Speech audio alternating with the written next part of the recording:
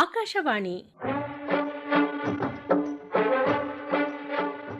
ಕ್ರೀಡಾಲೋಕ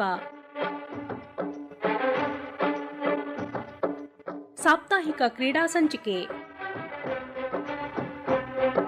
ಕೇಳುಗರೆ, ಕ್ರೀಡಾ ಸಂಚಿಕೆಗೆ ಆತ್ಮೀಯವಾದ ಸ್ವಾಗತ. ಬಹು ನಿರೀಕ್ಷಿತ 2024ರ ಪ್ಯಾರಿಸ್ ಒಲಿಂಪಿಕ್ ಕ್ರೀಡಾಕೂಟಕ್ಕೆ ದಿನಗಣನೆ ಆರಂಭವಾಗಿದೆ. ಫ್ರಾನ್ಸ್ ರಾಜಧಾನಿ ಪ್ಯಾರಿಸ್ನಲ್ಲಿ ತಮ್ಮ ಛಾಪು ಮೂಡಿಸಲು ಭಾರತದ ಕ್ರೀಡಾಪಟುಗಳು ಸಜ್ಜಾಗಿದ್ದಾರೆ.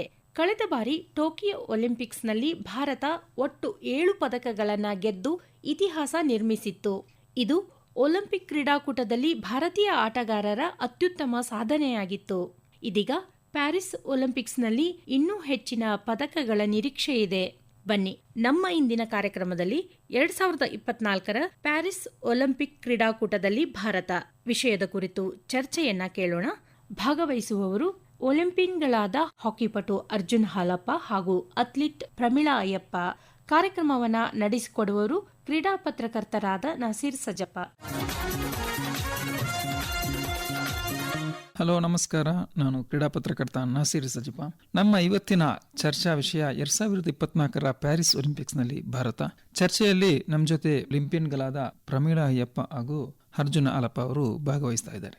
2024ರ ಬಹುನಿರೀಕ್ಷಿತ ಒಲಿಂಪಿಕ್ಸ್ ಕೆಲವೇ ದಿನಗಳಲ್ಲಿ ಆರಂಭಗೊಳ್ಳಲಿದೆ. ಜುಲೈ 26ರಿಂದ ಆಗಸ್ಟ್ 11ರವರೆಗೆ ಫ್ರಾನ್ಸ್ನ ರಾಜಧಾನಿ ಪ್ಯಾರಿಸ್ನಲ್ಲಿ ಈ ಜಾಗತಿಕ ಕ್ರೀಡಾಕೂಟಕ್ಕೆ ಅಧಿಕೃತ ಚಾಲನೆ ಸಿಗಲಿದೆ. ಪ್ಯಾರಿಸ್ ಒಲಿಂಪಿಕ್ಸ್ನಲ್ಲಿ ಭಾರತದ ಅಥ್ಲೀಟ್ಗಳ ಭರವಸೆಗಳೇನು, ಅವರು ಗೆಲ್ಲಬಹುದಾದ ಕ್ರೀಡೆಗಳೇನು, ಇದರ ಬಗ್ಗೆ ನಾವು ಚರ್ಚೆ ಮಾಡೋಣ.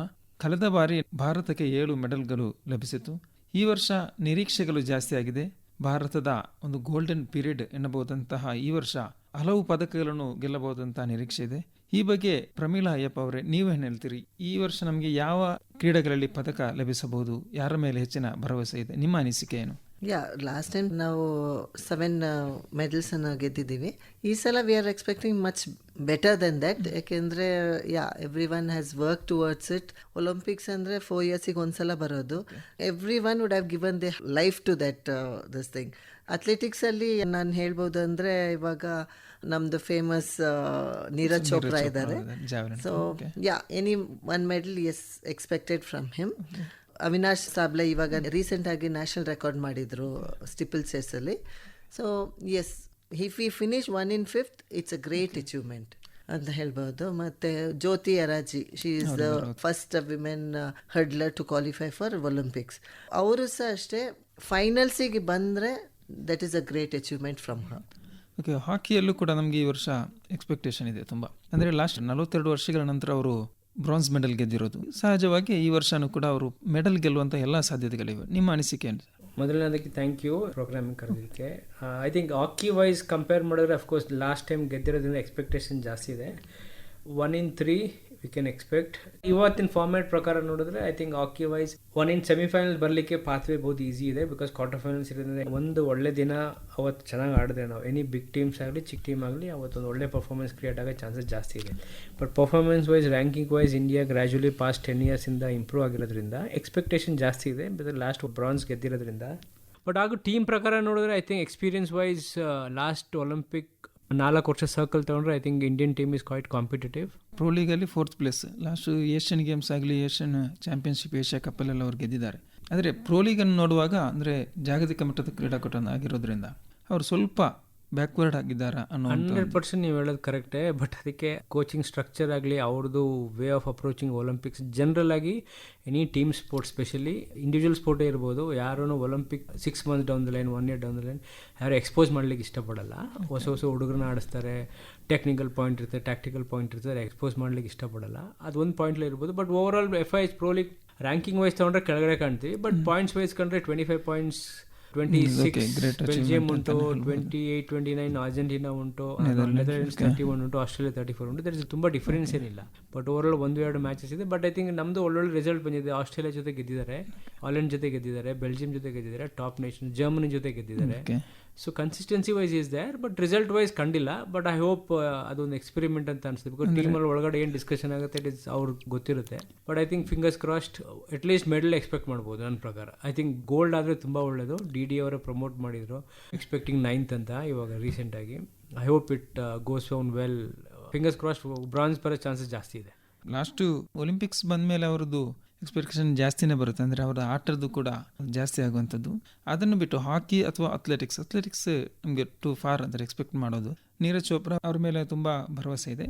ಉಳಿದಂತೆ ನಮ್ಗೆ ಕೆಲವೊಂದು ಈ ಬ್ಯಾಡ್ಮಿಂಟನ್ ಆಗಲಿ, ಈ ಶೂಟಿಂಗ್, ಆರ್ಚರಿ ಅಥವಾ ವೇಟ್ ಲಿಫ್ಟಿಂಗ್ ಇಂಥದ್ದು ಕ್ರೀಡೆಗಳಲ್ಲಿ ಕೆಲವು ನಮಗೆ ಎಕ್ಸ್ಪೆಕ್ಟೇಷನ್ ಇದೆ. ಅದರಲ್ಲೂ ಕೂಡ ಬ್ಯಾಡ್ಮಿಂಟನಲ್ಲಿ doubles Chirag Shetty and Satwik they are playing very good. But ಗೇಮ್ಸಿಗೆ ಬರುವಾಗ we have to see how the mental stability and ಅದು ಅರ್ಜುನ್ ಹೇಳಿದ ಥರ ಆ ದಿನ ಹೆಂಗಿರುತ್ತೆ ಅಂತ. If it is a tough match also, if we are playing good, we can really luck kuda matter agutte. It's not the question of luck. Hard work est madiddivi, we have to put inside the court ashte.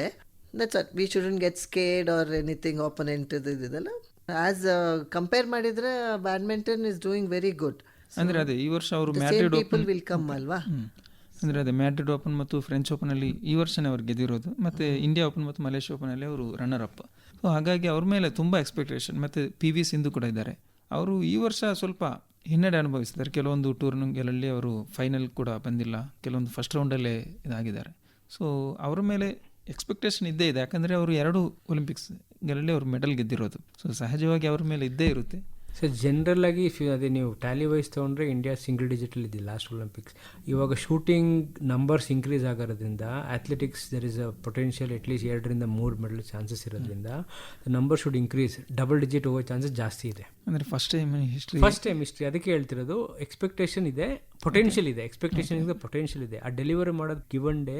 Because Olympic different ball game. ಅಲ್ಲಿ ಹೋದಾಗ ಸ್ವಲ್ಪ ಜನ ಕಳೆದೋಗ್ಬಿಡ್ತಾರೆ. Because ದೊಡ್ಡ ಆ್ಯಥ್ಲೀಟ್ಸ್ ನೋಡ್ತೀರಾ games ವಿಲೇಜಲ್ಲಿ, ಮತ್ತು first time ಹೋಗಿರೋರು ಇರ್ತಾರೆ. I mean ಅವ್ರಿಗೆ Olympic village enter ಆಗುವಾಗ ಅಟ್ಮಾಸ್ಫಿಯರ್ ನೋಡಿ ಬೇರೆ ಬೇರೆ ರೀತಿ ನೋಡ್ತಾರೆ. ಸೊ ಅದು ತುಂಬ ಡಿಫ್ರೆನ್ಸ್ ಇದೆ. But over all I think we can expect with shooting, athletics ಮತ್ತು ಆರ್ಚರಿ ಇದರಿಂದ I think badminton of course minimum ಒಂದಾರು ಬರಲೇಬೇಕು. ಸಿಂಧು, ರೆಸ್ಲಿಂಗ್. ಸೊ ವಿನೇಶ್ ಇವಾಗ ರೀಸೆಂಟ್ ಆಗಿ ಅವಳಿಗೆ ಮೊನ್ನೆ ಸ್ಪೈನಲ್ಲಿ 50 kg ಇದರಲ್ಲಿ ಗೆದ್ದಿದ್ದಾಳೆ. So lots of potential is that. 12 to 14 medal expectations ಉಂಟು ಗೆಲ್ಲಿಕ್ಕೆ. ಪೊಟೆನ್ಷಿಯಲ್ ಇದೆ ಗೆಲ್ಲಂಥದ್ದು. ಬಟ್ ಡಬಲ್ ಡಿಜಿಟ್ ಬರಬೇಕು ಅಂತ ನಮ್ಮ ಉದ್ದೇಶ. ಬಿಕಾಸ್ ಇಂಡಿಯಾ 36 ಒಲಿಂಪಿಕ್ಸ್ ಹೋಸ್ಟ್ ಮಾಡಲು ಟಾರ್ಗೆಟ್ ಮಾಡ್ತಿರೋದ್ರಿಂದ ವಿ ಹ್ಯಾವ್ ಟು ಗ್ರೋ. ಈ ವರ್ಷ ಅವರು ಜಾಸ್ತಿ ಮೆಡಲ್ ಗೆದ್ರು ಖಂಡಿತವಾಗಿಯೂ ನೆಕ್ಸ್ಟ್ ಒಲಿಂಪಿಕ್ಸ್ ಹೋಸ್ಟ್ ಮಾಡೋಕ್ಕೆ ಕೂಡ ಅವರಿಗೆ ಚಾನ್ಸಸ್ ಎಲ್ಲ ಸಾಧ್ಯತೆ ಇದೆ. ಮತ್ತು ಅದೇ ಈ ವರ್ಷ ಅವರು ಡಬಲ್ ಡಿಜಿಟ್ ಬರುವ ಸಾಧ್ಯತೆ. ಯಾಕಂದರೆ ಒಂದು ಈ ಒಲಿಂಪಿಕ್ಸ್ ಹೋದವರು ಅಲ್ಲಿ ಇಂಡಿಯಾ ವಿಲೇಜ್ ಅಂತಲೇ ಸ್ಟಾರ್ಟ್ ಆಗಿದೆ. ಇಂಡಿಯಾಗೆ ಅಥ್ಲೀಟ್ಸ್ಗೆ ಬೇಕಾದಂಥ ಎಲ್ಲ ಅವರ ಫೆಸಿಲಿಟಿ ಇಂಡಿಯನ್ಸ್ಗಾಗಿಯೇ ಒಂದು ಅವರ ಹೋಮ್ ಥರ ಆ ಒಂದು ಫೀಲ್ ಬರೋ ಥರ ಮಾಡಿದ್ದಾರೆ ಅಂತ ಒಂದು ಇದಿದೆ. That is the difference. ನಾವು ಹೋಗುವಾಗ ನಮಗೆ ಏನು ಯಾವುದು ಇರಲಿಲ್ಲ and nobody was expecting anything from us. Last ಟೋಕಿಯೋದಲ್ಲೂ ಕೂಡ ಹಂಗೆ ಇತ್ತು. Because facilities has improved a lot and exposure is very much high. ಅದರಿಂದ ಎಕ್ಸ್ಪೆಕ್ಟೇಷನ್ ಈಸ್ ಮಚ್ ಮೋರ್ ಅಂತ. ಇವಾಗ ನಾವು ಹೋಗುವಾಗ ಮೀಡಿಯಾ ಏನಿರಲಿಲ್ಲ. ನಾವು ಮೀಡಿಯಾದಲ್ಲಿ ಎಲ್ಲ ಬರ್ತಿರೋದ್ರಿಂದ the expectation has become more.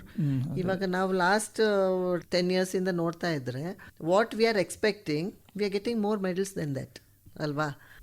Sport wise every sport grow ಆಗಿದೆ. I think government plays huge part. State ಇರ್ಬೋದು, ಸೆಂಟ್ರಲ್ ಇರ್ಬೋದು.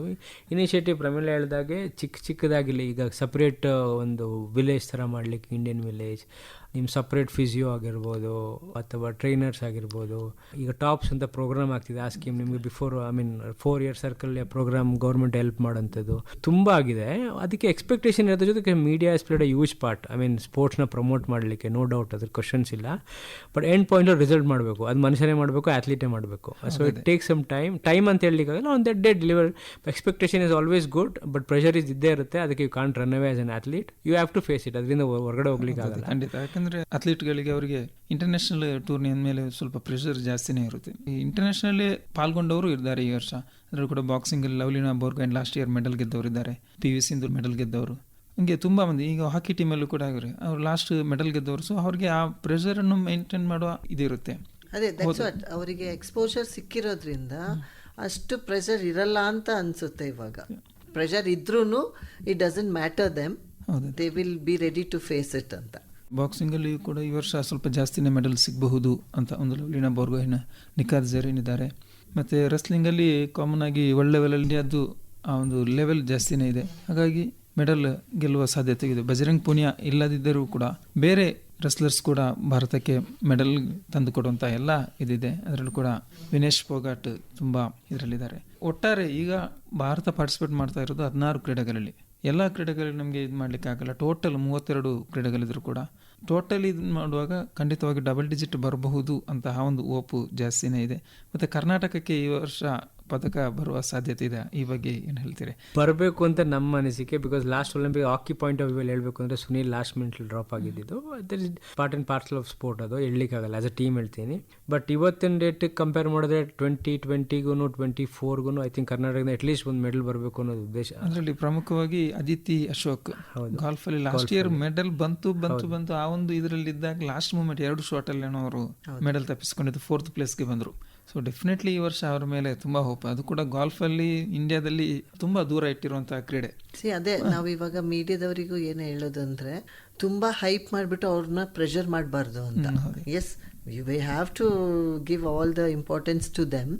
ಬಟ್ ಇಲ್ಲ ಇವರು ಮೆಡಲ್ ಗೆದ್ದೇ ಗೆಲ್ತಾರೆ ಅಂತ ಹೇಳ್ಬಿಟ್ಟು ಎಸ್ ಅದು ಒಂದು ಕಾನ್ಫಿಡೆನ್ಸ್ ಬರುತ್ತೆ. ಬಟ್ ಅದ್ರ ಜೊತೆ ಪ್ರೆಷರ್ ಸಹ ತುಂಬಾ ಆಗ್ಬಿಡುತ್ತೆ. ಹೌದದು, ಎಕ್ಸ್ಪೆಕ್ಟೇಷನ್ ಅವ್ರ ಮೇಲೆ ಖಂಡಿತ ಇದೆ. ಯಾಕಂದ್ರೆ ಅವರು ಲಾಸ್ಟ್ ಇದರಲ್ಲಿ ಒಲಿಂಪಿಕ್ಸ್ ಅಲ್ಲಿ ಯಾರು ಆ ಟೈಮಲ್ಲಿ ಅವ್ರು ಎಕ್ಸ್ಪೆಕ್ಟ್ ಮಾಡಿರ್ಲಿಲ್ಲ ಅವರು ಆ 4th ಪ್ಲೇಸ್ಗೆ ಬರ್ತಾರೆ ಅಂತ. ಅವರು ಏಷ್ಯನ್ ಗೇಮ್ಸಲ್ಲಿ ಕೂಡ ಮೆಡಲ್ ಇದು ಮಾಡಿದವರು. ಸೊ ಡೆಫಿನೆಟ್ಲಿ ಕರ್ನಾಟಕದಲ್ಲಿ ಈವರೆಗೂ ಕೂಡ ಇಂಡಿವಿಜುವಲ್ ಯಾರು ಮೆಡಲ್ ಗೆದ್ದಿಲ್ಲ ಒಲಿಂಪಿಕ್ಸಲ್ಲಿ. ಸೊ ಡೆಫಿನೆಟ್ಲಿ ಆದಿತ್ಯ ಅಶೋಕ್ಗೆ ಈ ವರ್ಷ ಎಲ್ಲ ಹಾಗೆ ಕಾಂಪಿಟೇಟಿವ್ ಜಾಸ್ತಿ ಇತ್ತು. ಲಾಸ್ಟ್ ಒಲಿಂಪಿಕ್ ಕಂಪೇರ್ ಮಾಡಿದ್ರೆ ಕೋವಿಡ್ ಇದ್ದಿರೋದ್ರಿಂದ ತುಂಬ ಕಂಟ್ರೀಸ್ ಪ್ರಿಪೇರ್ಡ್ ಆಗಿರಲಿಲ್ಲ. I mean hockey point of view ಅಲ್ಲಿ ಹೇಳಿದ್ರು ಎಕ್ಸ್ಪೋಜರ್ ಇರಲಿಲ್ಲ. ಮ್ಯಾಚ್ ಟೈಮ್ ಆಗಲಿ ಬೇರೆ ಕಂಟ್ರಿ ಜೊತೆ ಇದು ಮಾಡಲಿಕ್ಕೆ ಎಕ್ರಾಸ್ ಸ್ಪೋರ್ಟ್ಗೆ ಹೋಗುತ್ತೆ ಅದು. ಬಟ್ ಈ ವರ್ಷ ಕಾಂಪಿಟೇಷನ್ ಇರುತ್ತೆ, ಅದ್ರ ಜೊತೆಗೆ ಎಕ್ಸ್ಪೀರಿಯನ್ಸ್ ಇರೋದ್ರಿಂದ ನೀವು ಹೇಳಿದಾಗೆ double digit you can expect ಬರಬಹುದು. ಪ್ರೆಷರ್ ಎಂಜಾಯ್ ಮಾಡಲೇಬೇಕು ನೀವು ಸ್ಪೋರ್ಟ್ ಆಗಿ, ಯಾರಿಗೂ ಇರೋದಿಲ್ಲ ಹೇಳಿ. Enjoy sport. ನೀವು ಸಕ್ಸಸ್ ತಗೊಂಡ್ರೆ ನಿಮಗೆ ಯು ಆರ್ ಸಕ್ಸಸ್ಫುಲ್. ಅದೇ ಈ ವರ್ಷ ಅದಕ್ಕಾಗಿ ಅವರು ಪ್ರೆಷರ್ ಕಂಟ್ರೋಲ್ ಮಾಡಲಿ ಅಂತಾನೆ ಇಂಡಿಯಾಗೆ ಅಂದರೆ ಹೋಮ್ ಫೀಲ್ ಬರ್ಲಿಕ್ಕೆ, ಅಂದರೆ ಇಂಡಿಯಾ ವಿಲೇಜ್ ಅವ್ರ ಥೆರಪಿಸ್ಟ್ ಆಗಲಿ ಎಲ್ಲ ಫುಡ್ಡು ಕೂಡ ಇಂಡಿಯನ್ ಫುಡ್ ಸಿಗುವ ಹಾಗೆ ಎಲ್ಲ ವ್ಯವಸ್ಥೆ ಕೂಡ ಒಲಿಂಪಿಕ್ಸ್ ವಿಲೇಜಲ್ಲಿ ಮಾಡಿದ್ದಾರೆ ಅನ್ನೋ ಒಂದಿದೆ. ಹಾಗೆ ಡೆಫಿನೆಟ್ಲಿ ನಮಗೆ ಮೆಡಲ್ ಎಕ್ಸ್ಪೆಕ್ಟ್ ಮಾಡ್ಬೋದು ಜಾಸ್ತಿನೇ. ಮತ್ತು ಮೀರಾಬಾಯಿ ಚಾನು weight ಲಿಫ್ಟಿಂಗಲ್ಲಿ ಅವರು ಕೂಡ ಮೆಡಲ್ ಗೆದ್ದವರು. ಆ ಒಂದು ಇದರಲ್ಲಿ ಬಂದರೆ ಈ ವರ್ಷನೂ ಕೂಡ ಮೆಡಲ್ ಗೆಲ್ಲೋ ಎಲ್ಲ ಹೋಪ್ ಇದೆ. ಅದನ್ನು ಬಿಟ್ಟು ಅಥ್ಲೆಟಿಕ್ಸಲ್ಲಿ ಕೂಡ ಕೆಲವೊಂದು ಇದರಲ್ಲಿ ನಮಗೆ ಹೋಪ್ ಇಡ್ಬೋದು. ಅಟ್ಲೀಸ್ಟ್ ಫೈನಲ್ಗಾದರೂ ಬರಬಹುದು ಅಂತ ಒಂದು ಹೋಪ್ ಇಟ್ಟಿರುವಂಥ. ಅಥ್ಲೆಟಿಕ್ಸ್ ಅಂದರೆ ನಿಮಗೆ ಗೊತ್ತಲ್ಲ, it is a toughest event compare to other sport. ಅದೆಲ್ಲ ಹೇಳಿದರೆ ಸ್ವಿಮ್ಮಿಂಗ್ ಆ್ಯಂಡ್ ಇದು ತುಂಬ tough. The standard is two high. But ಫೈನಲ್ಸಿಗೆ ಬಂದರೆ ಇಟ್ ಈಸ್ ಗ್ರೇಟ್ ಅಚೀವ್ಮೆಂಟ್. ನಮ್ಮ ಟೈಮಲ್ಲಿ ಕ್ವಾಲಿಫೈಯಿಂಗ್ ಮಾಡೋದೇ ಇಸ್ ಅ ಗ್ರೇಟ್ ಅಚೀವ್ಮೆಂಟ್ ಅಂತ ಹೇಳ್ಬೋದಿತ್ತು. ಇವಾಗ if they come to finals it is a very good achievement ಅಂತ ಹೇಳ್ಬೋದು. ಹೌದು, ಖಂಡಿತ. ಯಾಕಂದರೆ ಅಥ್ಲೆಟಿಕ್ಸ್ ಅಂದರೆ ವರ್ಲ್ಡ್ ಲೆವೆಲಲ್ಲೇ ಇಂಡಿಯಾಗೆ ತುಂಬ ಕಾಂಪಿಟ್ ಇದೆ. ಫೈನಲ್ ಜ್ಯೋತಿ ರಾಜೆ ಆಗಲಿ, ಅವಿನಾಶ್ ಸಾಬ್ಲೆ, ಟ್ರಿಬಲ್ ಚಂದ್ರ, ಪಾರುಲ್ ಚೌಧರಿ ಇವರೆಲ್ಲ ಅಂದರೆ ಡೇ ಬೈ ಡೇ ಅವರು ಇಂಪ್ರೂವ್ ಆಗ್ತಾ ಇರೋರು, ನ್ಯಾಷನಲ್ ರೆಕಾರ್ಡ್ ಮಾಡ್ತಾ ಇರುವವರು. ಸೊ ಹಾಗಾಗಿ ಇವರು ಅಟ್ಲೀಸ್ಟ್ ಫೈನಲ್ಗಾದರೂ ಬರುವ ಎಲ್ಲ ಸಾಧ್ಯತೆಗಳಿದೆ. ಫೈನಲ್ಗೆ ಬಂದರೂ ಕೂಡ ದೊಡ್ಡ ಅಚೀವ್ಮೆಂಟ್. ಅಂದರೆ ವರ್ಲ್ಡ್ ಲೆವೆಲಲ್ಲಿ ಅಥ್ಲೆಟಿಕ್ಸ್ ಹೇಗಿದೆ ಅನ್ನೋದು ಎಲ್ರಿಗೂ ಗೊತ್ತಿರುತ್ತೆ. ನೀರಜ್ ಚೋಪ್ರಾ ಗೋಲ್ಡ್ ಮೆಡಲ್ ಗೆದ್ದಿದ್ದರಿಂದ ಈ ಅಥ್ಲೆಟಿಕ್ಸಲ್ಲಿ ನಮಗೆ ಸ್ವಲ್ಪ ಹೋಪ್, ಅಂದರೆ ಈಗ ಲಾಸ್ಟ್ ಇಯರ್ಗಿಂತ. ಸೊ ಅದನ್ನು ಬೇರೆ ಇದರಲ್ಲೂ ಕೂಡ ನಾವು ಎಕ್ಸ್ಪೆಕ್ಟ್ ಮಾಡ್ಬೋದು. ಅಂದರೆ ಅಟ್ಲೀಸ್ಟ್ ಫೈನಲ್ಗೆ ಆದರೂ ಬರ್ತಾರಾ, ಆ ಬಂದರೂ ಕೂಡ ದೊಡ್ಡ ಅಚೀವ್ಮೆಂಟ್. ಮತ್ತು ಈ ಇಂಡಿಯಾ ಗೆದ್ದಿರೋದು ಬರೀ 35 ಮೆಡಲ್ ಒಲಿಂಪಿಕ್ಸಲ್ಲಿ, ಅದರಲ್ಲಿ 10 ಗೋಲ್ಡು, ಅದರ 8 ಗೋಲ್ಡು ಹಾಕಿಯಲ್ಲೇ ಬಂದಿರೋದು. ಇಂಡಿವಿಜುವಲ್ ಗೋಲ್ಡ್ ಕೂಡ ಅಷ್ಟೇ ಇದ್ರಲ್ಲ. ಸೊ ಈ ವರ್ಷ ಇಂಡಿವಿಜುವಲ್ ಆಗಿ ಗೆಲ್ತಾರೆ ಅನ್ನೋದು ಮೋರ್ ಇಂಪಾರ್ಟೆಂಟ್ ಆಗಿರುತ್ತೆ. ಯಾರೆಲ್ಲ ಗೆಲ್ತಾರೆ ಶೂಟಿಂಗ್ ಅಲ್ಲಿ 5th ಕೌರ್ ಸಾಮ್ರಾ ಅವರು ವರ್ಲ್ಡ್ ರೆಕಾರ್ಡ್ ಮಾಡಿದವರು ಇದ್ದಾರೆ. ಏಷ್ಯನ್ ಗೇಮ್ಸಲ್ಲಿ ಮೆಡಲ್ ಮಾಡಿದವರು ಇದ್ದಾರೆ. ಶೂಟಿಂಗಲ್ಲಿ ಕೂಡ ನಮಗೆ ತುಂಬ ಎಕ್ಸ್ಪೆಕ್ಟೇಷನ್ ಇದೆ. ಮತ್ತು ಬಾಕ್ಸಿಂಗಲ್ಲಿ ಡೆಫಿನೆಟ್ಲಿ ಇದೇ ಇರುತ್ತೆ, ರೆಸ್ಲಿಂಗಲ್ಲೂ ಇದೇ ಇರುತ್ತೆ. ಮತ್ತು ಹಾಕಿಯಲ್ಲೂ ಕೂಡ ಅಷ್ಟೇ 42 ಇಯರ್ಸ್ ಬ್ಯಾಕ್ ಅವರು ಮೆಡಲ್ ಗೆದ್ದಿರೋದು. ಸೊ ಹಾಗಾಗಿ ಈ ವರ್ಷ ಅವರ ಮೇಲೂ ತುಂಬಾ ಹೋಪ್ ಇದೆ. ಅದನ್ನು ಬಿಟ್ಟು ನಮಗೆ ಕೆಲವೊಂದು ಸಾತ್ವಿಕ್ ಚಿರಾಗ್ ಮತ್ತು ಅವರ ಮೇಲೆ ಹೋಪ್ ಇರೋದು. ಮತ್ತು ಮೀರಾಬಾಯಿ ಚಾನು, ಅದರಲ್ಲಿ 5th ಕೌರ್ ಸಾಮ್ರಾ ಅವರು ಶೂಟಿಂಗಲ್ಲಿ ಮೆಡಲ್ ಮಾಡಬಹುದಂತಿದೆ. ಉಳಿದಂತೆ ವಿನೇಶ್ ಫೋಗಾಟ್, PV ಸಿಂಧು ಅವ್ರನ್ನ ಬಿಟ್ಟರೆ ಅವಿನಾಶ್ ಸಾಬ್ಲೆ ಅವರೆಲ್ಲ ಫೈನಲ್ಗೆ ಬಂದರೂ ಕೂಡ ದೊಡ್ಡ ಅಚೀವ್ಮೆಂಟ್ ಹೇಳಕ್ಕಾಗಲ್ಲ. ಲೈಮ್ ಲೈಟ್ ಇಲ್ಲದವರು ಸಹ ಬರ್ಬೋದು. ಅಂದರೆ ಲಾಸ್ಟ್ ಇಯರ್ ಟೋಕಿಯೋದಲ್ಲೂ ಕೂಡ ಹಾಗೆ ಆಗಿತ್ತು. ಟೋಕಿಯೋದಲ್ಲಿ ಹೇಗಾದ್ರೆ ನಮ್ಗೆ ತುಂಬ ಮೆಡಲ್ ಎಕ್ಸ್ಪೆಕ್ಟ್, ಮತ್ತು ಜನರಿಗೆ ಕೂಡ ಅಷ್ಟು ಇದಿರಲಿಲ್ಲ, ಮೆಡಲ್ ಗೆಲ್ಬಹುದು ಅಂತ. ತುಂಬ ಮಂದಿ ಒಲಿಂಪಿಕ್ಸ್ ಅಂದ್ರೇನು ಕೂಡ ಅಷ್ಟು ಇದಿರಲಿಲ್ಲ. ಆ ಮೆಡಲ್ ಗೆದ್ದ ಮೇಲೇ ಈಗ ಟೋಕಿಯೋ ಒಲಿಂಪಿಕ್ಸ್ ಅಂತ ಜನರಲ್ಲಿ ಬರ್ತಾ ಇರೋದು. Neeraj I think change Indian dynamics. ಆ ಒಂದು ಕಂಪ್ಲೀಟ್ ಅವರ ರೂಟ್ ಅನ್ನೇ ಚೇಂಜ್ ಮಾಡಿದೆ. ಲಾಸ್ಟ್ ಒಲಿಂಪಿಕ್ಸ್ ಐ ಥಿಂಕ್ ಎಲ್ಲರೂ ಮೆಡಲಿಸ್ಟ್ಗೆ ಕಂಗ್ರ್ಯಾಚುಲೇಷನ್ಸ್ ಇಲ್ಲ ಅಂತಿಲ್ಲ, but I think Neeraj Chopra ಮತ್ತು ಹಾಕಿ ಮೆಡಲ್ ಏನು ಡಿಫ್ರೆನ್ಸ್ ಮಾಡಿದೆ ಆಸ್ ಅ ಸ್ಪೋರ್ಟ್ ಅಲ್ಲ.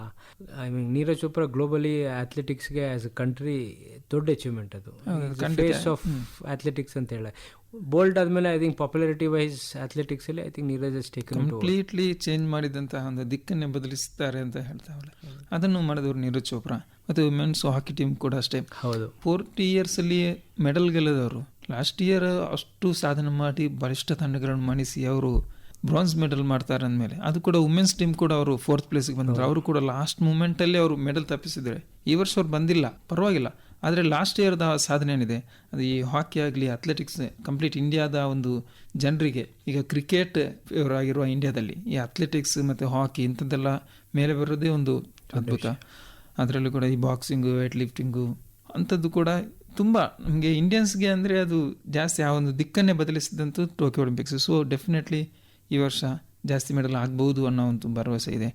ಗೌರ್ಮೆಂಟಿಂದ ಕೂಡ ನಮಗೆ ಸಿಗ್ತಾ ಇರೋ ಬೆಂಬಲ ಈಗಿನ ಕ್ರೀಡಾಪಟುಗಳಿಗೆ ಅದು ಲಾಸ್ಟ್ ಸಿಕ್ಕಿದೆಯೋ ಇಲ್ವೋ ಅಂತ ಗೊತ್ತಿಲ್ಲ. ಯಾಕಂದ್ರೆ ಇಷ್ಟರ ಮಟ್ಟಿಗೆ ತುಂಬ ಅಂದರೆ ಈ ಗೋಲ್ಡನ್ ಪೀರಿಯಡ್ ಅಂತ ಇರುತ್ತೆ ಎಲ್ಲದಕ್ಕೂ. ಸೊ ಇಂಡಿಯಾದು ಸ್ಪೋರ್ಟ್ಸ್ ಬಗ್ಗೆ ಸರ್ ಜನರಲ್ ಆಗಿ ಹೇಳ್ಬೇಕು ಅಂದರೆ 2000 ತಗೊಳ್ಳಿ, 90s 2000 ಟಿಲ್ 2014 ಗಂಟನು 14-15 ಗಂಟನು ಇಂಪಾರ್ಟೆನ್ಸ್ ಇತ್ತು, ಇಲ್ಲ ಅಂತ ಹೇಳ್ತಿರ್ಲಿಲ್ಲ. ಬಟ್ 2010 ಕಾಮನ್ವೆಲ್ತ್ ಆದಮೇಲೆ ಏನು ಡೈಮೆನ್ಷನ್ಸ್ ಚೇಂಜ್ ಆಗಿದೆ ಅಕ್ರಾಸ್ ಸ್ಪೋರ್ಟಲ್ಲಿ. So I think Indian government has played a huge part. Slow ಆಗಿ, ಬಟ್ ಈ ಲಾಸ್ಟ್ 5 years ಮ್ಯಾಸಿವ್ ಆಗಿ ಹೋಗಿದೆ, ತುಂಬ ಚೇಂಜಸ್ ಇದೆ. ಈಗ ನಮ್ಮ ಉದಾಹರಣೆ ಹೇಳ್ಬೇಕು ಅಂತ ಹೇಳಿದ್ರೆ, ನಾವು ಚಿಕ್ಕ ವಿಷಯಕ್ಕೂ ಜಗಳ ಮಾಡಿ ತಗೊಳ್ತಾ ಇದ್ವಿ, ಇನ್ಕ್ಲೂಡಿಂಗ್ ಫಿಸಿಯೋ ಆಗಿರಲಿ ಅಥವಾ ಟ್ರೈನರ್ಸ್ ಆಗಿರಲಿ. ಸ್ಟ್ರಕ್ಚರ್ ಮಾಡಲಿಕ್ಕೆ, ಪ್ರೋಸೆಸ್ ಮಾಡಲಿಕ್ಕೆ ಒಂದು ಟೀಮ್ ಆಗಿ ಟುಕ್ ಸಮ್ ಟೈಮ್. ಬಟ್ 10 ವರ್ಷ ಆದಮೇಲೆ ಆ ರಿಸಲ್ಟ್ ಇವತ್ತು ಟೀಮಿಗೆ ಸಿಗ್ತಾ ಇದೆ. ಆ ಪ್ರೋಸೆಸ್ 10 ವರ್ಷದ ಹಿಂದೆ ಸ್ಟಾರ್ಟ್ ಆಗಿಲ್ಲ ಅಂತ ಹೇಳಿದ್ರೆ 20 ಮೆಡಲ್ ಬರ್ತಿರ್ಲಿಲ್ಲ. ಅದು ಎಲ್ಲ ಸ್ಪೋರ್ಟ್ಗೂ ಮಿನಿಮಮ್ 10 ವರ್ಷ. ಸ್ಟ್ರಕ್ಚರ್ ಅನ್ನೋದು ವೆರಿ ಇಂಪಾರ್ಟೆಂಟ್ ಆಗಿರುತ್ತೆ. ಇವಾಗಿನ ಮಕ್ಕಳಿಗೆ ನೀವು ನೋಡಿ, ಫ್ಲೈಟಲ್ಲಿ ಟ್ರಾವೆಲ್ ಮಾಡ್ತಾರೆ, ಎಲ್ಲರೂ ಹೋಟೆಲ್ ಇರ್ತಾರೆ, ನ್ಯೂಟ್ರಿಷನಿಸ್ಟ್ ಚೆನ್ನಾಗಿದೆ. ನೀವು ಸಾಯಿ ಕೆಂಗೇರಿಗೆ ಹೋಗಿ, 2000 ಇದ್ದು ಸಾಯಿ ಕೆಂಗೇರಿಗೂ ಇವಾಗೂ ಪ್ರತಿ ಮೀಲಲ್ಲೂ 18 to 20 ವೆರೈಟಿ ಇರುತ್ತೆ. ಬ್ರೇಕ್ಫಾಸ್ಟ್ ಇರಲಿ, ಲಂಚ್ ಇರಲಿ, ಡಿನ್ನರ್ ಇರಲಿ, ಅದ್ರ ಮಧ್ಯದಲ್ಲಿ ಅವ್ರಿಗೆ ಬೇರೆ ಬೇರೆ ಸಪ್ಲಿಮೆಂಟ್ಸ್ ಆಗಿರಲಿ, ಅದು ಇದು ಎಲ್ಲ ಸೇರಿ. ಅದಕ್ಕೆ government has played a massive part. ಅದ್ರ ಜೊತೆ ಆ್ಯಥ್ಲೀಟ್ಸೂ ಅಷ್ಟೇ, ಅವ್ರ ಇನ್ವಾಲ್ವ್ಮೆಂಟ್, ಅವ್ರ ಕಮಿಟ್ಮೆಂಟು, ಅವ್ರನ್ನ ನೋಡ್ಕೊಳ್ಳೋದಾಗಲಿ. ಸೊ ಇಟ್ ಇಸ್ ವೆರಿ ಹೇಳಲಿಕ್ಕೆ ಭಾಳ ಸುಲಭ ಒಂದು ಮಗು ಒಂದು ಆ್ಯಥ್ಲೀಟ್ ಆಗಿ ಮಾಡಲಿಕ್ಕೆ, ಗೆದ್ದ ಮೇಲೆ ಮಾತಾಡಲಿಕ್ಕೆ. ಬಟ್ ಅವರು 10 ವರ್ಷ ಜರ್ನಿ, 15 ವರ್ಷ ಜರ್ನಿ ಏನಿದೆ ಅದು ಭಾಳ ಕಷ್ಟ. ಅದು ತುಂಬ ರಿಗರಸ್ ಆಗಿರುತ್ತೆ. At least what they sacrifice, full ಲೈಫ್ನೇ ಸ್ಯಾಕ್ರಿಫೈಸ್ ಮಾಡಬೇಕು. They will not do any other activities, ಏನೂ ಇಲ್ಲ. ಓನ್ಲಿ ಡೆಡಿಕೇಟೆಡ್ ಟು ಸ್ಪೋರ್ಟ್ಸ್ ಅಂತ. ಒಂದೊಂದು ಸಲ ನಾವು ಪೇರೆಂಟ್ಸನ್ನು ಮೀಟ್ ಆಗಲಿಕ್ಕೂ 1 year ಹಂಗೆ ತಗೋತೀವಿ. ಈಗ ಹಂಗಿಲ್ಲ, ಅಂದರೆ ಮೊದಲಿದ್ದ ಆಗಿಲ್ಲ, ಕಂಪ್ಲೀಟ್ ಚೇಂಜ್ ಆಗಿದೆ. ಅವ್ರಿಗೆ ಸಪೋರ್ಟ್, ಫಸ್ಟ್ ಅವ್ರಿಗೆ ಬೇಕಾಗಿರೋಂಥ ಸಪೋರ್ಟ್ ಫಿನಾನ್ಷಿಯಲ್ ಆಗಲಿ ಅವ್ರದ್ದು. ನೀವು ಏನೇ ಮಾಡಿ ಒಬ್ಬ ಆ್ಯಥ್ಲೀಟ್ ಅವನು ನಾರ್ಮಲ್ ಮನುಷ್ಯನೇ. ಅವ್ರ ಫ್ಯಾಮಿಲಿ ಆಗಿರಲಿ, ಅವ್ರ ಫ್ರೆಂಡ್ಸ್ ಆಗಿರಲಿ, ವೈಫ್ ಆಗಿರಲಿ, ಗರ್ಲ್ ಫ್ರೆಂಡ್ ಆಗಿರಲಿ ಅಥವಾ ಬಾಯ್ ಫ್ರೆಂಡ್ ಆಗಿರಲಿ, ಎಲ್ಲರಿಗೂ ನ್ಯಾಚುರಲ್ ಲೈಫ್ ಪ್ರೋಸೆಸ್ ಬೇಕು. ಅವಾಗನೇ ನೀವು ಪರ್ಫಾರ್ಮೆನ್ಸ್ ಎಕ್ಸ್ಪೆಕ್ಟ್ ಮಾಡ್ಬೋದು. I think past 5 years 6 years everything is change. Commercially ಆಗಿರಲಿ ಅಥವಾ ಫೈನಾನ್ಷಿಯಲಿ ಆ್ಯಡ್ ಕೊಡೋದಾಗಿರಲಿ, ಗೌರ್ಮೆಂಟ್ ಫೈನಾನ್ಷಿಯಲ್ ಸಪೋರ್ಟ್ ಆಗಿರಲಿ, it plays a huge part. ಆ ಎಕೋಸಿಸ್ಟಮ್ ಡೆವಲಪ್ ಆಗ್ತಿದೆ. I think in another 15-20 years India will be the biggest sporting nation ಅಂತ ಹೇಳಿ. ಅದೇ 2036 ಅಲ್ಲಿ ಹೋಸ್ಟ್ ಮಾಡಲಿಕ್ಕೆ ಪ್ರಯತ್ನ ಪಡ್ತಿದ್ದಾರೆ. 100%. ಯಾಕೆಂದರೆ ನಾವು ಮಾಡ್ತಿರ್ಬೇಕಾದ್ರೆ ನಮಗೆಲ್ಲ ಏನೂ ಇರಲಿಲ್ಲ. Couldn't get anything. ಅರ್ಜುನ್ ಹೇಳಿದ ತಕ್ಕ ನಾವು ಊಟಕ್ಕೂ ಸಹ ಏನು ಕೊಡಬೇಕು, ಏನು ಕೊಡಬಾರ್ದು ಅಂತ ವಿ ಯೂಸ್ ಟು ಫೈಟ್. ಯಾವ ಥರ ಫುಡ್ ಕೊಡಬೇಕು. ಇವಾಗ ನಾವಿಲ್ಲಿ ಮಸಾಲ ಫುಡ್ ಎಲ್ಲ ತಿಂತೀವಿ, ಅಲ್ಲಿ ಅಬ್ರಾಡ್ ಹೋದರೆ ನಮಗೆ ಏನೂ ಸಿಗಲ್ಲ. We use to survive with fruits and vegetables. So ಇವಾಗ ಆ ಥರ ಫುಡ್ಡನ್ನ ಇನ್ಕ್ಲೂಡ್ ಮಾಡಿದ್ದಾರೆ ಇಲ್ಲಿ. ಆ್ಯಂಡ್ ಲಾಟ್ ಆಫ್ ಎಕ್ಸ್ಪೋಜರ್ ಇರೋದ್ರಿಂದ we are getting addicted to all type of food. ಅಷ್ಟು ಮೊದಲೆಲ್ಲ ಅಂದರೆ ಮನೆಯಿಂದಲೇ ಅವ್ರನ್ನ ಕಲಿಸ್ತಾ ಇರಲಿಲ್ಲ, ಅಂದರೆ ತುಂಬ ಕಷ್ಟ ಇರ್ತಿತ್ತು ಅಥ್ಲೆಟಿಕ್ಸ್. ಬಟ್ ಈಗ ಈ ಗೌರ್ಮೆಂಟಿಂದಲೂ ಕೂಡ ಸಪೋರ್ಟ್ ಸಿಗ್ತಾ ಇದೆ ಅವ್ರಿಗೆ. ಗೌರ್ಮೆಂಟ್ ಜಾಬ್ ಸಿಗುವಂಥದ್ದು ಸ್ಕೀಮ್ ಇದೆ. ಆ ಸ್ಕೀಮಲ್ಲಿ I can take my example only because ನಾನು ನಮ್ಮ husband both are sports person. ನಮ್ಮ ಮಗಳನ್ನ ಸಹ ಸ್ಪೋರ್ಟ್ಸ್ಗೆ ಹಾಕಿದ್ದೀವಿ. She is in Khelo India scheme. Khelo India scheme they provide us everything. ಇವಾಗ they will get stipend for every month. ಈಗ so many people like Go Sports, AGQ ಇದೆ, ಮತ್ತು JSW is there. They have come forward to help every one. So ಇವಾಗ ಅಲ್ಲಿ admission ಸಿಕ್ಕಿದ್ರೆ everything will be like free for them. ಒಂದು ಇದರಲ್ಲಿ ಸಾಯಿ ಖೇಲೋ ಇಂಡಿಯಾದಿಂದ ನನಗೆ ಒಂದು ಕಾಲ್ ಬಂದಿತ್ತು, ನಿಮಗೆ we have to put money for ಉನ್ನತೀಸ್ ಬ್ಯಾಂಕ್ ಅಂತ. She was mine. ಅವಾಗ ನಾವು ಓಪನ್ ಎಲ್ಲ ಮಾಡಲಿಲ್ಲ ಇನಿಷಿಯಲಿ. ಸೊ ನಾನು ಹೇಳ್ದೆ ಇಲ್ಲ ನಂದು ಅಕೌಂಟ್ ನಂಬರ್ ಕೊಡ್ತೀನಿ ಅಂತ. Immediately they are all call centre people, I think. ಅವರಿಗೆ ಸ್ಪೋರ್ಟ್ಸ್ ಅಂದರೆ ಏನೂ ಗೊತ್ತಿಲ್ಲ. He is telling no madam we can't put in your mother's account because they may misuse ಅಂತ. See they have that mental. ನಾನು ಹೇಳಿದೆ all these years I only have spent, parents only have spent that, so why we'll misuse it? When she is in Khelo India scheme, yes, she is a good athlete. ಒಳ್ಳೆ athlete ಇದ್ರೇನೆ ಅವಳಿಗೆ Khelo India ಸಿಗೋದು. That mentality and all has to go from Indian sporting ಇದು ಅಂತ ಹೇಳ್ಬೋದು. Khelo India has help lot of people. ಇಲ್ಲ, government has taken massive initiatives. ಅದ್ರ ಜೊತೆಗೆ private entities as mentioned OGQ ಆಗಿರಲಿ, Go Sport, JSW, Reliance, so every one has played the part. More than that, ಇವತ್ತಿನ ಡೇಟಿಗೆ India ಒಂದು medals ಗೆಲ್ಬೋದು ಅನ್ನೋದು ಒಂದು ಭರವಸೆ ಬಂದುಂಟು. ಜಾಸ್ತಿ ಆ್ಯಥ್ಲೀಟ್ಸ್ಗೆ ಹೋಗಿದೆ ಅದು. ಒಂದು ಮೆಡಲ್ ಗೆದ್ದರೆ ಒಂದು ನನಗೊಂದು ಜೀವನ ಆಗ್ತದೆ, ಒಳ್ಳೆ ಲೈಫ್ ಸ್ಟೈಲ್ ಲೀಡ್ ಮಾಡ್ಬೋದು, ಅದೆಲ್ಲ ಯೋಚನೆ ಮಾಡ್ಬೋದು. ಗೆಲ್ಬೋದು ಅನ್ನೋದು ಮನಸ್ಥಿತಿ ಬರಬೇಕಲ್ಲ, ಅದು ಮುಖ್ಯ. ಲಾಸ್ಟ್ 10 ಇಯರ್ಸಲ್ಲಿ ಆ ಜರ್ನಿ ಏನಾಗಿದೆ, ಕಾಮನ್ವೆಲ್ತಿಂದ ಏಷ್ಯನ್ ಗೇಮ್ಸ್ ಆಗಿರಲಿ, ಈ ವರ್ಷ ಲಾಸ್ಟ್ ಏಷ್ಯನ್ ಗೇಮ್ಸ್ 100+ ಕ್ರಾಸ್ ಆಗಿದೆ. ಸೊ ಅದೆಲ್ಲ ಚೇಂಜ್ ಆಗ್ತಾ ಹೋಗ್ತದೆ. ಈಗ ಲಾಸ್ಟ್ 7 ಮೆಡಲ್ ಇತ್ತು, ಇವಾಗ 12ರಿಂದ ಡಬಲ್ ಡಿಜಿಟ್ ಹೋಗುವ 12ರಿಂದ 14 ಮೆಡಲ್ ಗೆಲ್ಬೋದು ಅನ್ನೋದು ಉದಾಹರಣೆ ಬಂದರೆ ನಮಗೆ ಭಾಳ ಸುಲಭ ಆಗ್ಬಿಡುತ್ತೆ. ಆ ಉದಾಹರಣೆಗಳು ಬೇಕಿದೆ, ಆ ಉದಾಹರಣೆ ಇರಲಿಲ್ಲ ಮೊದಲು. ವರ್ಷಕ್ಕೆ ಒಂದು ಕಂಟ್ರಿ ಆಗಿ 1 ಮೆಡಲ್ 2 ಮೆಡಲ್ ಗೆಲ್ಲೋದಕ್ಕೆ ಉದಾಹರಣೆ ಅಂತ ಹೇಳ್ತಿಲ್ಲ, ಅದು ದೊಡ್ಡ ಅಚೀವ್ಮೆಂಟೇ. ಎಲ್ಲ ಸ್ಪೋರ್ಟಲ್ಲೂ ಒಂದು ಮಗು ಗೆಲ್ಬೋದು ಅನ್ನೋದಕ್ಕೆ ಆ ಉದಾಹರಣೆಗಳು ಇರ್ತಿರ್ಲಿಲ್ಲ. ನೀವು ಹೇಳಿದಾಗ ನೀರಜ್ ಚೋಪ್ರಾನೇ ಅಥ್ಲೆಟಿಕ್ಸ್ ಕಂಪ್ಲೀಟ್ ಎಕೋಸಿಸ್ಟಮ್ನೇ ಚೇಂಜ್ ಮಾಡೋದಾಗಿದೆ, ಅಥವಾ ಅಥ್ಲೆಟಿಕ್ಸ್ ಫೇಸ್ ಆಗಿದೆ ಗ್ಲೋಬಲಿ. ಇಂಡಿಯಾದಲ್ಲಿ ಏನಂದ್ರೆ till you achieve something we to not get anything. Achieve ಮಾಡಿದ್ಮೇಲೆ ನಮಗೆ, ಬಟ್ ಇವಾಗ ಹಂಗಿಲ್ಲ. In junior level it's they are just identifying and giving. ಕರ್ನಾಟಕದಲ್ಲೂ ಕೂಡ ಈ ಮಿನಿ ಒಲಿಂಪಿಕ್ಸ್ ಅಂತ ನಡೆಸ್ತಾ ಇದ್ದಾರೆ. ಸೊ ಆ ಸ್ಟ್ರಕ್ಚರ್ ಬಂದ್ರೆ ಈ ವರ್ಷ ಕರ್ನಾಟಕ ಇನ್ನೂ ಮಾಡಬೇಕು ನನ್ನ ಪ್ರಕಾರ ಕೇಳಿದ್ರೆ ಮಾಡ್ತಾ ಇದ್ದಾರೆ. ಬಟ್ ಸ್ಟಿಲ್ ಇವಾಗ ಒರಿಸ್ಸಾ ನೋಡಿದ್ರೆ they've already given 15 lakhs for representation.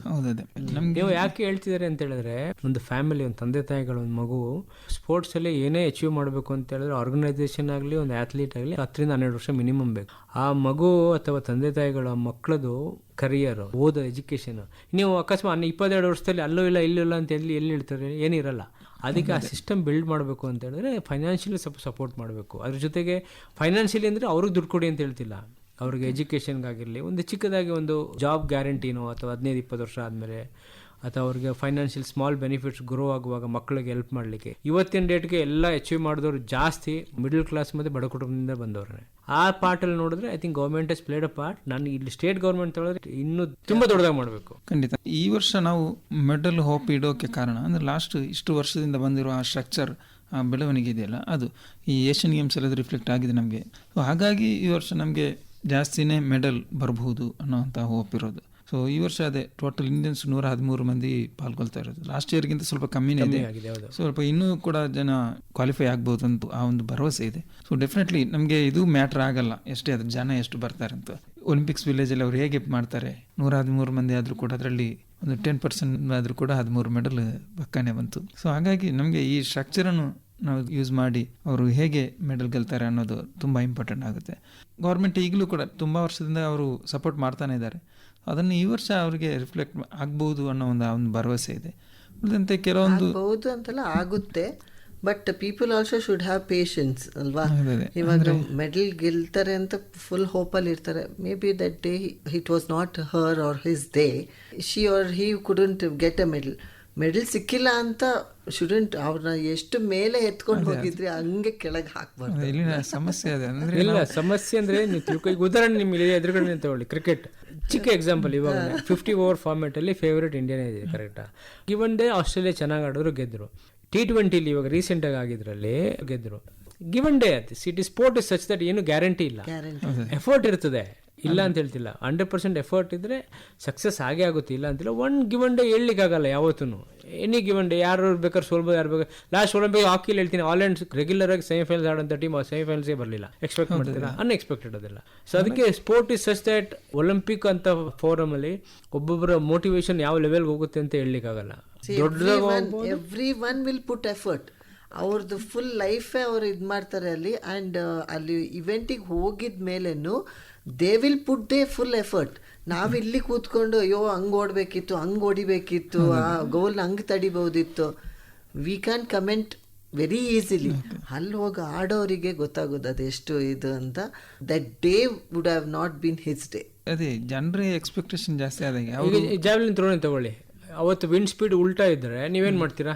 ಅವತ್ತು ಅವನು ನಾರ್ಮಲ್ ಆಗಿ 90 ಟಾರ್ಗೆಟ್ ಇದೆ. ಅಫ್ಕೋರ್ಸ್ ಐ ಹೋಪ್ ಈ ಕ್ರಾಸಸ್ ದಟ್ 90 ಟಾರ್ಗೆಟ್. ಒಂದೊಂದು 88, 89 ಇರ್ತಾರೆ ಅಂತ ಇಟ್ಕೊಳ್ಳಿ. ಅವತ್ತು ವಿಂಡ್ ಸ್ಪೀಡ್ ಜಾಸ್ತಿ ಇದ್ದು ಅಥವಾ ಉಲ್ಟಾ ಇದ್ದರೆ ಅವ್ರು 85, 86 ಆಗ್ಬೋದು. ಹೇಳ್ಲಿಕ್ಕಾಗಲ್ಲ ಅದು. ದಟ್ ಈಸ್ ನೇಚರು ಉಂಟು ಅದರಲ್ಲಿ, ಅವ್ರ ಪ್ರಿಪರೇಷನ್ ಉಂಟು, ಎಲ್ಲ ಇದ್ರೆ. ಅವರು 4 ವರ್ಷ what preparation they would have put, 100% they will give effort. ಕೆಲವೊಬ್ರು ಏನ್ ಹೇಳ್ತಾರೆ ಅಂದ್ರೆ ಇವ್ರೇನ್ ಸುಮ್ಮನೆ ಅಲ್ಲಿ ಮಜಾ ಮಾಡಕ್ ಹೋಗಿದ್ದಾರೆ, ಆತರ ಮನ್ಸಿದೆ ಮನ್ಸು. That shouldn't be there. ಅದೇ ಎಷ್ಟು ಮೇಲೆ ತಗೊಂಡೋಗ್ತಾರೆ ಅಷ್ಟೇ ಕೆಳಗೆ ಹಾಕ್ಬಾರ್ದು. ಇದಾಗಿಲ್ವಾ, okay next competition will prepare. ಸ್ಪೋರ್ಟೇ ಹಾಗೆ ಕೊನೆ ಅದಕ್ಕೆ ಅಥ್ಲೀಟ್ಗಳು ಮಾತ್ರ ಅಲ್ಲ, ಅವ್ರದ್ದು ಹೋಪ್ ಇಟ್ಕೊಂಡವರು ಕೂಡ ಅದನ್ನ ರೆಡಿ ಆಗಿರ್ಬೇಕು. ನಿಮ್ದು ತಪ್ಪು ಅಂತ ಹೇಳೋದಿಲ್ಲ ಮೀಡಿಯಾದಲ್ಲಿ. ಅಫ್ಕೋರ್ಸ್ ನೀವು ಮಾಡ್ತೀರಾ, ಸಪೋರ್ಟ್ ಮಾಡ್ತೀರಾ, ಕ್ರಿಟಿಸಿಸಮ್ ಇರಬೇಕು. ಕ್ರಿಟಿಕ್ಸ್ ಇಲ್ಲ ಅಂದ್ರೆ ಬೆಳಿಲಿಕ್ಕೆ ಆಗೋದಿಲ್ಲ.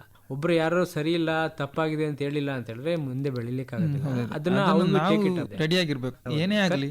But the athletes, sports persons will be always ready to face winning and failure, anything, and criticism also. ಅದನ್ನು ಇವರು ಫ್ಯಾನ್ಸ್ ಕೂಡ ಅದನ್ನು ರೆಡಿ ಆಗಿರ್ಬೇಕು. ಸೊ ಅದು ಈ ವರ್ಷ ನಮಗೆ ಅಂದರೆ ಈ ಮೆಡಲ್ ಹೋಪ್ ಇದ್ರೂ ಕೂಡ ವರ್ಲ್ಡ್ ಲೆವೆಲಲ್ಲಿ ತುಂಬ ಕಾಂಪಿಟೇಷನ್ ನಮಗೆ ಸಿಗುವಂಥದ್ದಿದೆ. ಜಾವೆಲಿನ್ ಥ್ರೋ ಅಲ್ಲಿ ಫಸ್ಟ್ ನಾವು ತೆಗೆಯುವ, ಅದರಲ್ಲಿ ಆ್ಯಂಡರ್ಸನ್ ಪೇಟರ್ಸ್ ಅಥವಾ ವೆಡ್ಲೆಚ್ ಜಾಕೋಬ್ ಇಂಥವರಿಂದಲೂ ಕೂಡ ನಮಗೆ ತುಂಬ ಕಾಂಪಿಟೇಷನ್ ಇದ್ದೇ ಇರುತ್ತೆ. ಬ್ಯಾಡ್ಮಿಂಟನ್ಲೂ ಕೂಡ ಅಷ್ಟೇ, ಕ್ಯಾರೋಲಿನಾ ಮರಿನ್ಗೆ, ಸ್ಪೇನ್ನ ಅವರು ಸಿಂಧುಗೆ ತುಂಬ ಕಾಂಪಿಟ್ ಕೊಡ್ಬೋದು. ಹಾಕಿಯಲ್ಲೂ ಕೂಡ ಅಷ್ಟೇ, ಬೆಲ್ಜಿಯಮ್, ಅರ್ಜೆಂಟೀನಾ, ನೆದರ್ಲೆಂಡ್ಸ್ ಅಂತ ಟೀಮ್ಗಳಿಂದ ಕೂಡ ತುಂಬ ಸ್ಪರ್ಧೆ ಎದುರಾಗುತ್ತೆ. ಅದನ್ನು ಹೇಗೆ ಮೀರಿ ನಿಲ್ತಾರೆ ಅನ್ನೋದೇ ನಮಗೀಗ ಇಂಪಾರ್ಟೆಂಟ್ ಆಗೋದು. ಮೀರಿ ನಿಲ್ಲೋದು ಅವ್ರು ಮಾಡ್ತಾರೆ. ಇವಾಗ ನಮ್ಮ ಕೈಲಿದೆ, ಇಂಡಿಯನ್ಸ್ ಸಿಟಿಸನ್ ಕೈಲಿದೆ. ವಿ ಹ್ಯಾವ್ ಟು ಪ್ರೇ, ಆ ದಿನ ಅವ್ರಿಗೆ ಒಳ್ಳೇದಾಗಲಿ ಅಂತ ಪ್ರೇ ಮಾಡೋಣ ಅಷ್ಟೇ. ಸೊ ಇಂಡಿಯಾದವರು ಕೂಡ ಅಷ್ಟೇ ಮೆಡಲ್ ಗೆಲ್ಲಿ, ಲಾಸ್ಟ್ ಇಯರ್ಗಿಂತ ಡಬಲ್ ಡಿಜಿಟ್ ಬರಲಿ, ಹೊಸ ರೆಕಾರ್ಡ್ ಕ್ರಿಯೇಟ್ ಮಾಡಲಿ. ಏಷ್ಯನ್ ಗೇಮ್ಸ್ ಅಲ್ಲಿ ನಾವು ಹೋಪ್ ಇಟ್ಟಿದ್ವಿ 100+, ಅದು 100 ಕ್ರಾಸ್ ಆಗಿದೆ. ಈ ವರ್ಷ ಡಬಲ್ ಡಿಜಿಟ್ ಇದ್ದು ಒಲಿಂಪಿಕ್ಸ್ ಅಲ್ಲಿ ಮೆಡಲ್ ಗೆಲ್ಲೋದು ಸಣ್ಣ ಸಾಧನೆ ಅಲ್ಲ. ಸೊ 10-15 ಜಾಸ್ತಿನೇ ಮೆಡಲ್ ಬರಲಿ, ಅದಕ್ಕಿಂತ ಜಾಸ್ತಿನೇ ಬರಲಿ ಅಂತ ನಾವು ಹಾರೈಸ್ಬೇಕಷ್ಟೇ, ಪ್ರಾರ್ಥಿಸ್ಬೇಕಷ್ಟೇ. ಇವತ್ತಿನ ಈ ಚರ್ಚೆಯಲ್ಲಿ ಪಾಲ್ಗೊಂಡಂತಹ ಒಲಿಂಪಿಯನ್ಗಳಾದ ಪ್ರಮೀಳಾ ಅಯ್ಯಪ್ಪ, ನಿಮಗೆ ಧನ್ಯವಾದ. ಖ್ಯಾತ ಹಾಕಿಪಟು ಒಲಿಂಪಿಯನ್ ಅರ್ಜುನ್ ಹಾಲಪ್ಪ ಅವರು, ನಿಮಗೂ ಕೂಡ ಧನ್ಯವಾದಗಳು. ಇದುವರೆಗೆ 2024ರ ಪ್ಯಾರಿಸ್ ಒಲಿಂಪಿಕ್ ಕ್ರೀಡಾಕೂಟದಲ್ಲಿ ಭಾರತ ವಿಷಯದ ಕುರಿತು ಚರ್ಚೆಯನ್ನ ಕೇಳಿದ್ರಿ. ಭಾಗವಹಿಸಿದವರು ಒಲಿಂಪಿಯನ್ಗಳಾದ ಹಾಕಿಪಟು ಅರ್ಜುನ್ ಹಾಲಪ್ಪ ಹಾಗೂ ಅಥ್ಲೀಟ್ ಪ್ರಮೀಳಾ ಅಯ್ಯಪ್ಪ. ಕಾರ್ಯಕ್ರಮವನ್ನ ನಡೆಸಿಕೊಟ್ಟವರು ಕ್ರೀಡಾ ಪತ್ರಕರ್ತರಾದ ನಾಸಿರ್ ಸಜಪ.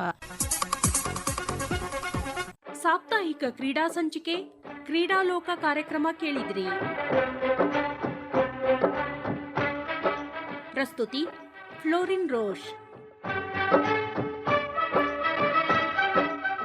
ರಾಜ್ಯವ್ಯಾಪಿ ಪ್ರಸಾರವಾದ ಈ ಕಾರ್ಯಕ್ರಮ ಆಕಾಶವಾಣಿ ಬೆಂಗಳೂರು ಕೇಂದ್ರದ ಕೊಡುಗೆ.